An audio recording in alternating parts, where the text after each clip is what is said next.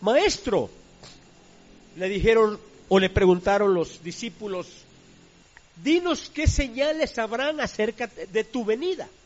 Eso está en Mateo capítulo 24. Y Jesús respondió y comenzó, hay una cantidad, queridos, de señales que Jesús dio como indicativos de su segunda venida. Sobre su segunda venida hay muchas señales. Y dentro de esas muchas señales, en el versículo 37 del Evangelio de San Mateo,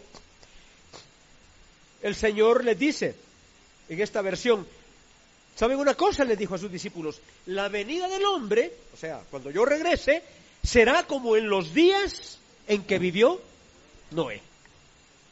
¿Y cómo eran los días de Noé?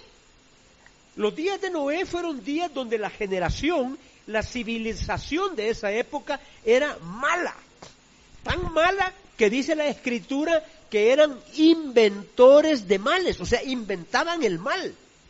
Todo lo más podrido, toda la degeneración que el ser humano, que el género humano puede acumular, lo vivieron en los días de Noé. Así eran los días. Y sus corazones cerrados al mensaje de Dios.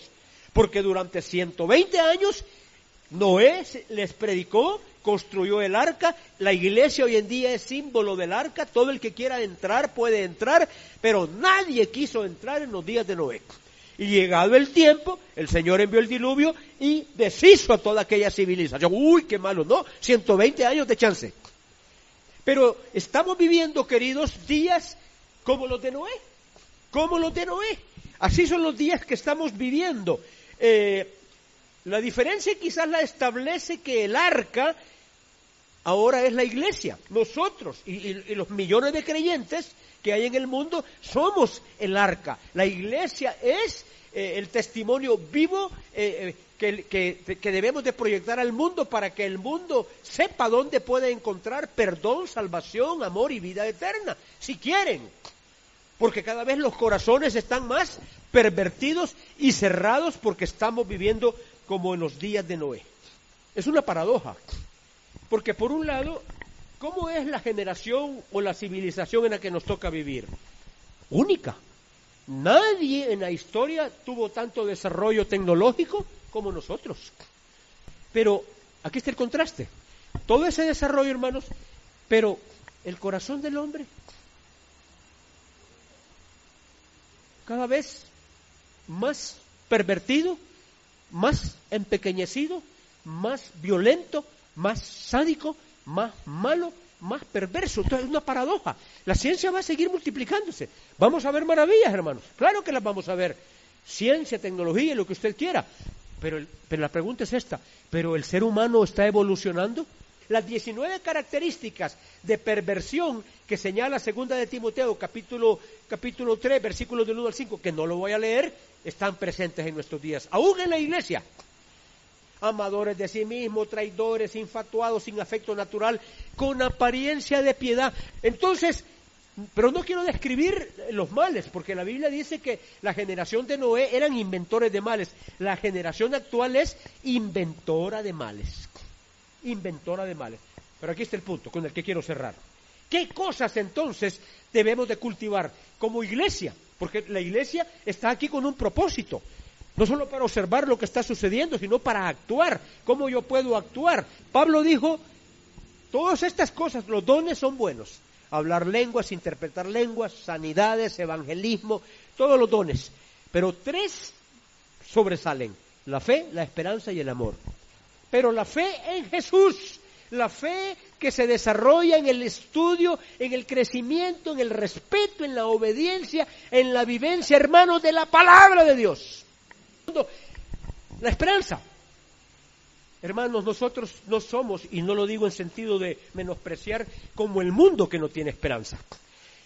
La gente no tiene esperanza o ya ya endureció su corazón y se volvió sinvergüenza.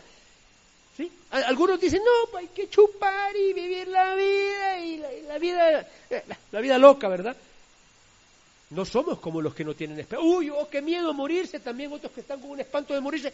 Eso ya lo superó el cristiano que ha comprendido que se es peregrino en esta tierra. Somos peregrinos, nuestra ciudadanía está en el cielo. De eso nos hablaba el pastor Germán el domingo pasado. Sí, nuestra ciudadanía está en el cielo. Para mí el vivir es Cristo, dijo el apóstol Pablo. Y el morir, ganancia. Si me muero, ganancia. Nosotros tenemos esperanza. Vean, ¿cómo eran los días de Noé? Terribles, oscuros. ¿Cuál era la opción? Subir al arca. Nadie quiso subir al arca. Hoy nosotros somos la esperanza para el mundo, hermanos. Nosotros somos la esperanza para el mundo. Tu vida, tu testimonio, que despierte en otros. Miren, no es fácil compartir el evangelio ya en estos días. La gente está vacunada. La gente está ya hasta con costra. Porque ha visto tan malos testimonios y la gente le va a objetar cualquier cosa y a veces ni siquiera sabemos proyectar el amor de Dios. Acusamos, condenamos, entonces tenemos que descubrir cómo acercar a esas personas, ¿verdad? Cómo despertar en ellos, que puedan ver en nosotros el amor reflejado de Cristo. El Imperio Romano fue conmovido, fue estremecido porque en medio de todo lo que ya les leí y de la violencia que había, cuando veían a los cristianos, ¿qué hacían a veces en el círculo? Se abrazaban para ser devorados por los leones. ¡Wow! Y eso los empezó a impresionar. ¡Wow! Miren cómo se aman. Eso sí que se aman de veras. Hermano, amémonos. Pero no porque lo diga yo, porque lo dijo Jesús. Amémonos. Ahora, humanamente es difícil hablar.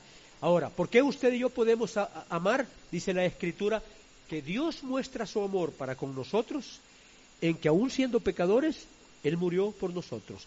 Y luego la Escritura dice que el amor de Dios ya ha sido derramado en nuestros corazones. O sea, tú y yo podemos amar. ¿Por qué podemos amar? Porque Dios ya derramó su amor en mí.